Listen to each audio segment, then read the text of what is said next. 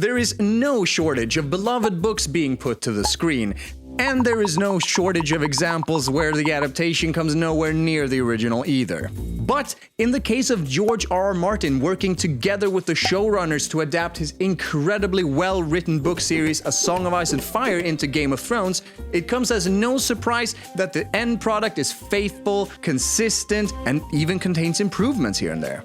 Up until a certain point. But you need the bed. However, no matter how good the source material, changes will have to be made when transforming a story from page to screen. And this got me thinking, just how many changes were actually made when adapting this epic fantasy book series into one of, if not the most popular TV series of all time? In this video series, I'm going to walk you through these changes, starting with book and season 1. Let me know what you think in the comments, and without further ado, here's every change from A Game of Thrones to Game of Thrones.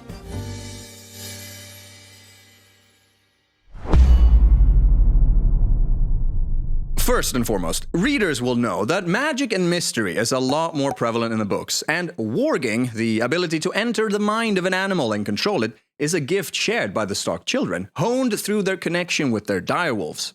This is a recurring feature in the books, and the TV series significantly downplays this ability to the point where Bran is the only one that ever really gets any significant warging experiences.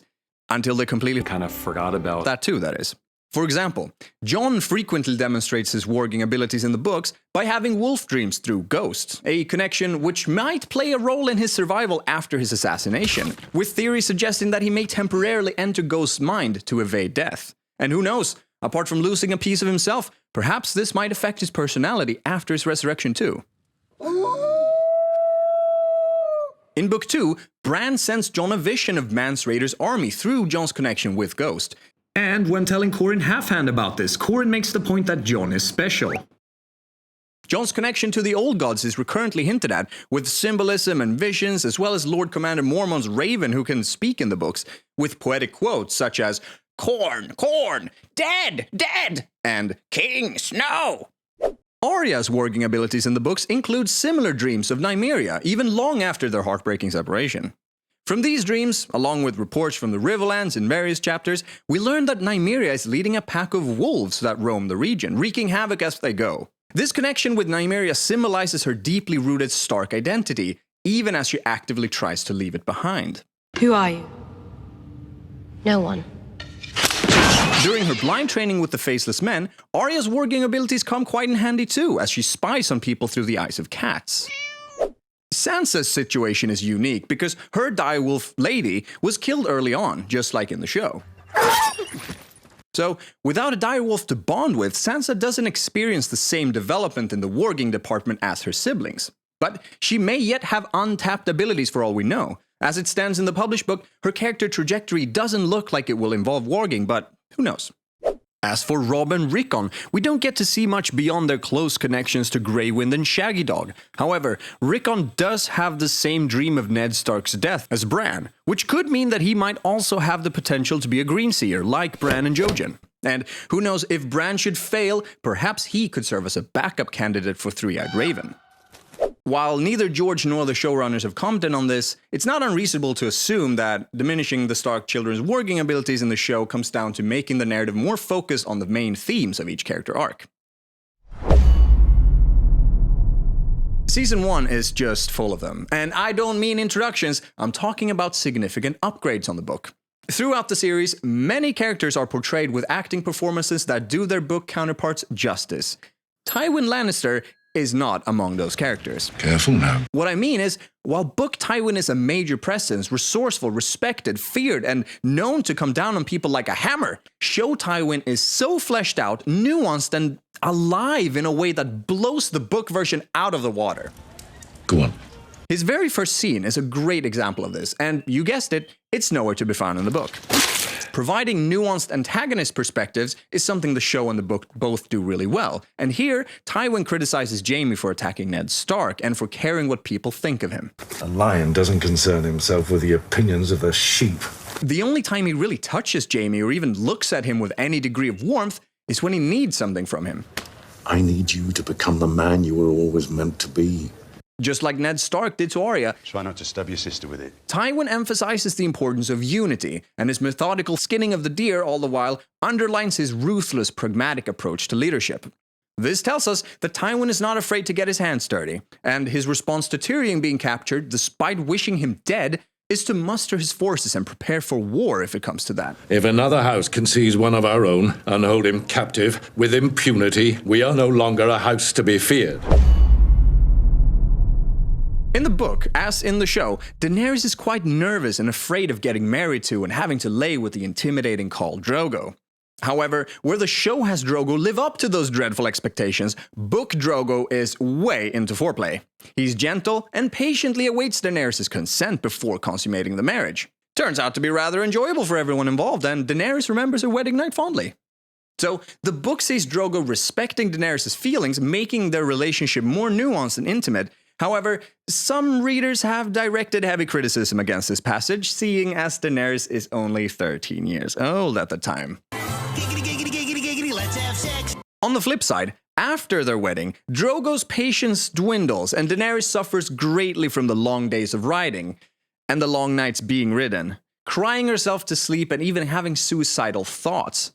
Then, one night, she dreams of being engulfed in dragonfire, a cleansing of sorts. She finds strength in this and her days start getting easier. In the same chapter, she stands up to Viserys for the first time as well as making love to Drogo on her own initiative. Under the stars. In the middle of the Khalasar, because all things of importance in a man's life must be done beneath the open sky. It is known. The chapter ends with her realizing she's pregnant with the closing words, "It was her 14th name day."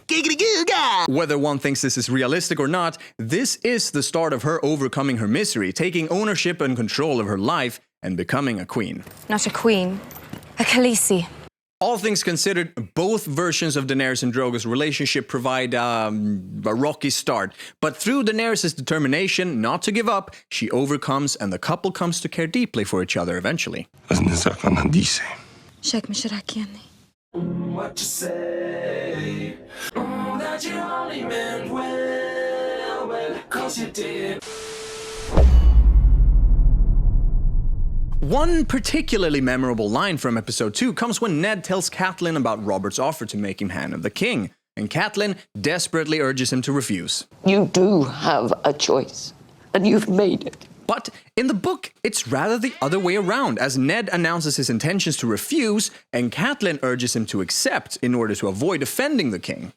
Then, upon reading the letter where Lysa accuses the Lannisters of murdering Jon Arryn, Catelyn doubles down on her conviction that Ned must become Hand to learn the truth and to protect his friend from the Lannisters. This is a fantastic change, as having Catelyn argue against Ned leaving Winterfell underlines her priorities of family above all else.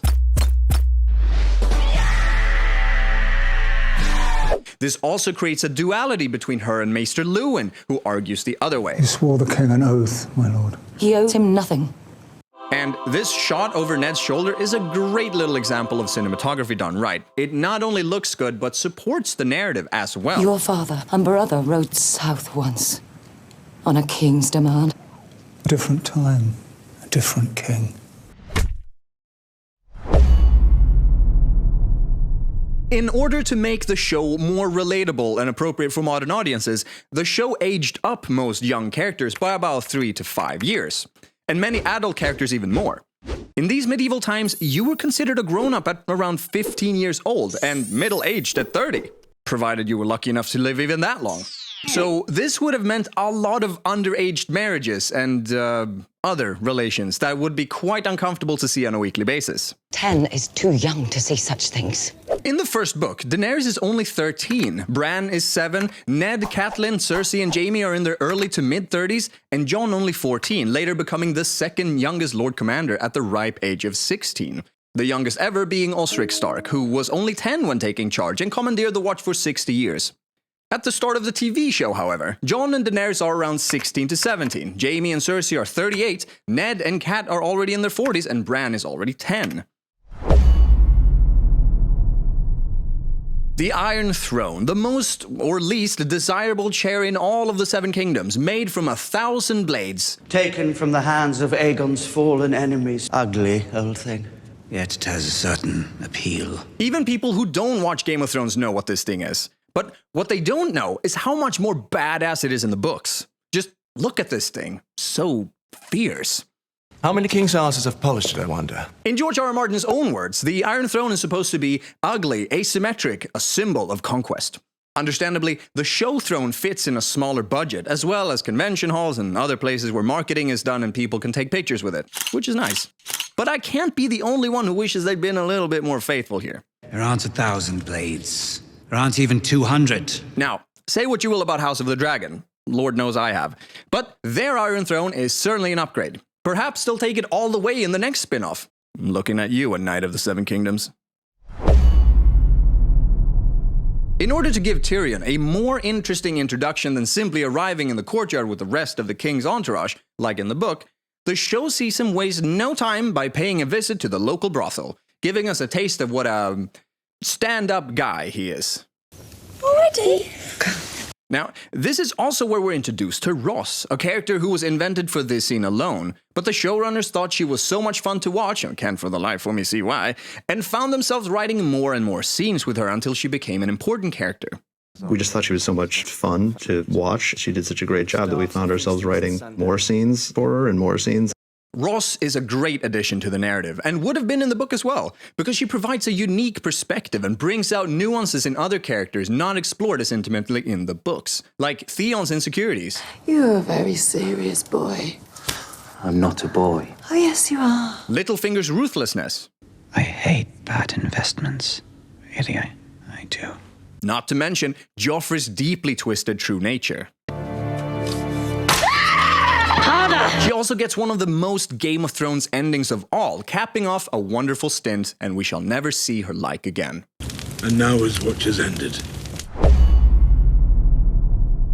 The Targaryen look is easy to spot by their pale skin, silver hair, and... Can we get some... Yeah, thanks. However, in the books, readers will have immediately noticed how the purple eyes of the Targaryens were omitted in the show.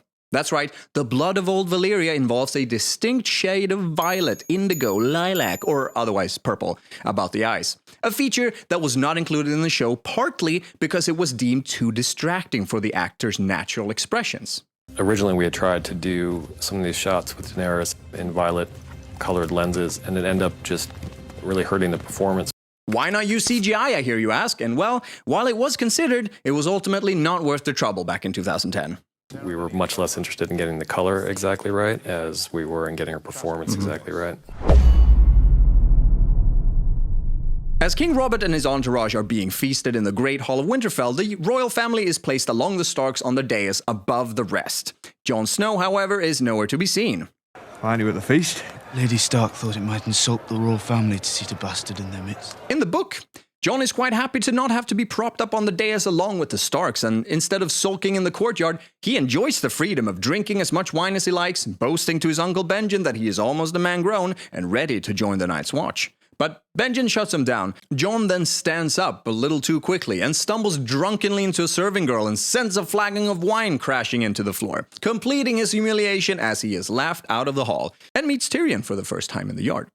The show has Jon do most of his initial encounters in the yard, as a matter of fact, and the scene where Jaime comes over to bully him for choosing to join the Night's Watch was invented by the show to inform the viewer about the journey Jon is about to set out on. Let me thank you ahead of time. You're guarding us all from the perils beyond the wall, wildlings and white walkers and whatnot. It's ironic because swearing oaths, relinquishing titles, and celibacy is not too dissimilar from Jaime's own situation. Jaime does understand Jon Snow. I mean, he's kind of made the same choice by joining the King's Guard. Seems like a case of Jaime having picked up a habit from his old man Tywin and projecting his own frustrations onto others. I'm sure it will be thrilling to serve in such an elite force. And if not, it's only for life. In episode 2, while Catelyn watches over the comatose Bran, Cersei offers a rare piece of comfort by telling Cat about her first child, a black-haired beauty supposedly conceived by King Robert early on in their marriage. I lost my first boy, little black-haired beauty. I never knew. Boy looked just like him. Tried to beat the fever that took him. And while book Cersei also recalls being pregnant by Robert, she made sure to find a way to terminate that pregnancy, moon tea being a likely solution. Conversely, the famous conversation between Robert and Cersei in episode 5, the only other time this child is ever mentioned, never happens in the book. I felt something for you once, you know. Even after we lost our first boy. I know. Was it ever possible for us? No. This scene is, of course, a fan favorite because it packs an unlikely punch as two allies turned enemies bond over the fact that they hate each other, which is so intricate and beautiful, it makes you wonder why nobody writes characters like this anymore. It's 17 multicolored dragons, that's the thing you're all most excited about, right?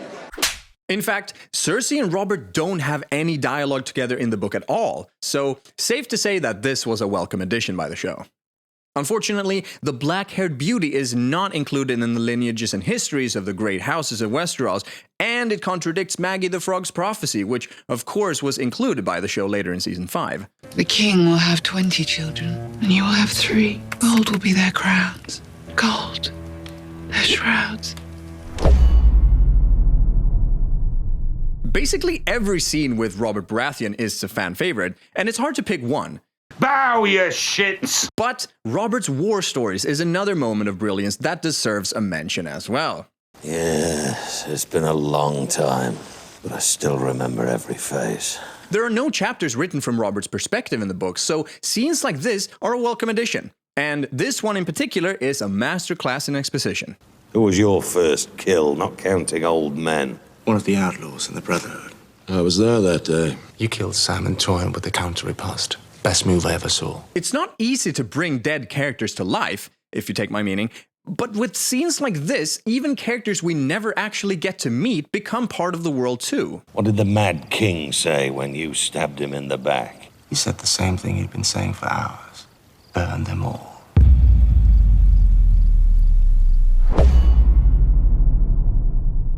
Bran's early visions, known as Green Dreams, are sent by the Three-Eyed Raven, or the Three-Eyed Crow as he's called in the books. In these dreams, a bird with an attitude and 3 eyes urges Bran to fly, and when he does, he sees prophetic visions that foreshadow future events. One of these being 3 mysterious shadows. One shadow was dark as ash with the terrible face of a hound. Sounds like someone we know. Another was armored like the sun, golden and beautiful. Quite like Jaime Lannister. Over them both loomed a giant in armor made of stone, but when he opened his visor, there was nothing inside but darkness and thick black blood. Which, if my calculations are correct, has got to be the mountain. But how are these 3 important to Bran? Well, Jaime pushing him out the window is pretty obvious. As for the Cleganes, perhaps the theme of losing and rediscovering one's humanity is a connector here, where Gregor has always seemed a bit of a lost cause, while Sandor and Jaime are finding their way back. Maybe the Hound's arc will end differently in the book, choosing peace over violence. Worth considering also is that Bran is about to lose his humanity to the hive-mindy Three-Eyed Raven, who seems a lot creepier and less of a good little oracle in the book. But we'll get into that in a later video. In his next vision, Bran flies over to see Jon, sleeping alone in a cold bed, his skin growing pale and hard as the memory of all warmth fled from him. This could foreshadow Jon killing the boy and letting the man be born, or even dying and being resurrected with a piece of himself lost to oblivion. The final vision omitted by the show is perhaps the most interesting, and it's the passage where he saw the bones of 1,000 other dreamers impaled upon their points. This suggests to me that there may have been prior candidates selected by the Three-Eyed Crow who failed to fly in their respective dreams. Some of the most zinger-ridden dialogue of Season 1 comes between Ned Stark and Jaime Lannister.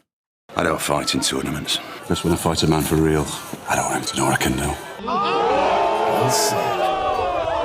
do. People have been swinging at me for years, but they always seem to miss. Choosing your opponents wisely, then. These scenes set the tone of the conflict between the Starks and the Lannisters, serve as build-up to Ned and Jaime's battle in the streets, and are not in the books. The acting brilliance, the colorful characterization aside, there's a lot going on here. Notice, for example, the contrastful lighting on Jaime's face and the Iron Throne right behind him, supporting the dilemma at hand. Notice also how Jaime, when claiming that killing the Mad King was the right thing to do, shifts his face into the light. It felt like justice. Is that what you tell yourself at night? Now, Ned Stark may not like it, but taking the famous bathtub scene from Season 3 into account as well, everything points towards Jaime being sincere here, and that a redemption arc was underway from the start. Gods, the build-up was strong then. In the book, Ned and Jaime don't have any dialogue together until their clash, and I don't think I'm the only one who's grateful they added that to the show. You served him well when serving was safe. In the 8th episode after the raid of the Lazarene village, Maego calls Drogo a simp for taking orders from a woman and challenges him to a duel.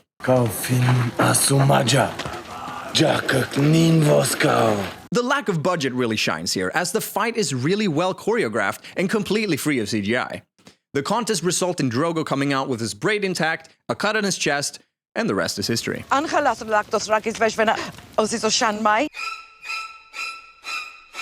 Now, for those of you who haven't read the book, it may come as a surprise that this scene was invented for the show. In the book, Drogo comes back from the raid on the village missing a nipple that was cut off in battle and having taken an adventurous arrow to the arm. And the rest is history.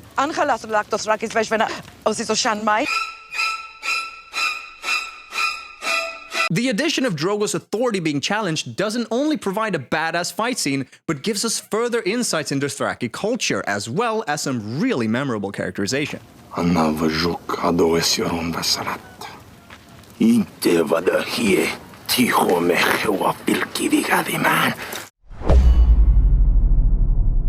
Another example of the limited budget taking its toll is the battle on the Green Fork, the one where Robb Stark sends some 2,000 men at Tywin for distraction while he himself rides for Riverrun in the Whispering Wood. By the time they knew what was happening, it had already happened. In this instance, we see Tyrion getting ready to fight, but just as the battle starts, he's knocked out cold, and we cut to the aftermath, never actually getting to see the fighting take place. Did we win? In the book, Tyrion is there for the whole thing, holding the left of the left flank with his clansmen, and even killing a few enemies, including one who gets bitten in the face by his horse. After the battle, he marches straight to his father, who admits that he predicted the left flank to collapse along with Tyrion, hoping that Robb Stark would push his luck and get himself captured in the process. Only Robb wasn't there, and Tyrion prevailed. In the show, many castles look quite different from the book, and by different, I mean smaller. Winterfell being the prime offender here by being significantly reduced in size and lacking the natural hot springs that heat the castle. Mega fans of the books are particularly vocal about this, especially the size of the Godswood, which is reduced from the 3 acres of the books to a small grove in the show. Some people even go so far as building their own Super 6 software models like Shadyversity to do the books justice. Link in the description. The Eyrie is another great example of a place we get to experience closely in the book. What people who only watch the show don't realize is how difficult the castle is to reach because of the many, well, steps. The Eyrie. They say it's impregnable.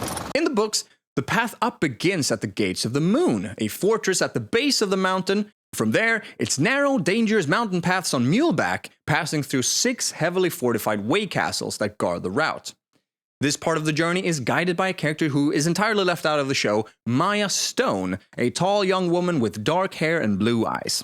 Her last name being what it is because she just so happens to be King Robert's firstborn child and eldest bastard! The final approach to the Eyrie involves ditching the mules and climbing the ladder-like stone steps, or, if you prefer, being hoisted up in the basket along with the groceries. This passage is described in excruciating detail in Catelyn's 6th chapter as she transports Tyrion to the Eyrie to answer for his alleged crimes. No one can act as you. Tell him, Mommy! Tell him! Shh, must be boy. This treacherous journey, combined with the natural defenses of the surrounding mountains, makes the Eyrie damn near impregnable. Give me 10 good men and some climbing spikes. I'll impregnate the In the book before King Robert's death, Renly is secretly plotting to see Robert forsake Cersei and marry Marjorie Tyrell in order to strengthen the alliance between the crown and the Tyrells. Do you want to be a queen? No. I want to be the queen. While this may seem like a mere favor to his little boyfriend Loras, it has serious political implications, as the Tyrells are one of the most influential houses in Westeros, controlling a large chunk of food production. I would ask you to find it in your heart to do us the great honor of joining our houses. With the Tyrells in his debt, this would of course greatly benefit Renly, who, let's not forget, harbors ambitions to supplant his older brother Stannis as heir to the Iron Throne. One of the most heartbreaking scenes in the entire show comes when Jon asks about his mother, and Ned tells him, The next time we see each other, we'll talk about your mother. I promise. And yeah, that scene was also invented for the show. While the cynic in me calls this an obvious hint that these men will never meet again, my inner romantic looks back at this and marvels at how Sean Bean's lip trembles ever so slightly at the prospect of lightening his greatest ever burden and allowing his secret nephew some peace of mind. Gets me every time. Book and Season 1 both finish off with Daenerys entering Drogo's funeral pyre and coming out unscathed. This marks the birth of her dragons and her new life as a leader. In the show, Daenerys' clothes burn off like one might expect, but in the book she also loses her hair. All of it. Blood of my blood. But this minor change is not quite what's got the people debating to this day. Fast forward to Season 6, where Daenerys devises a plan to not only escape Vaes Dothrak and the oppression of the Khals, but to take over the Dothraki altogether. This is where she locks the doors and burns the house down, killing the Khals, but not herself. Because Targaryens are fireproof, right? No. In 1999, George R.R. Martin said, Targaryens are not immune to fire. Earlier in Season 1, we also see Jon's hand get burned as he protects Lord Commander Mormont from a white. Viserys dies from molten gold, not to mention the many recounts of Targaryens getting burned by dragonfire, like Aegon II during the Dance of the Dragons.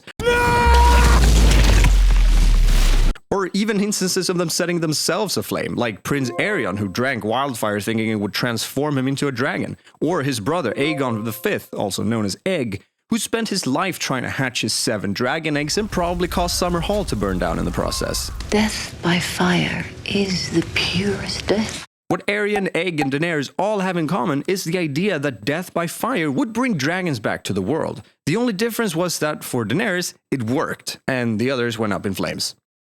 In the same interview from '99, George also added that Daenerys, while a special case, is also not permanently fireproof by saying that the birth of Dany's dragons was a unique and wondrous miracle. So, what did you think of these changes? Is there anything you would have liked to be different? I read all the comments and I hope to have some interesting discussions with you there. If you like and share this video, it helps the channel grow. I'll be back soon to cover Book and Season 2, and until then, thank you for watching.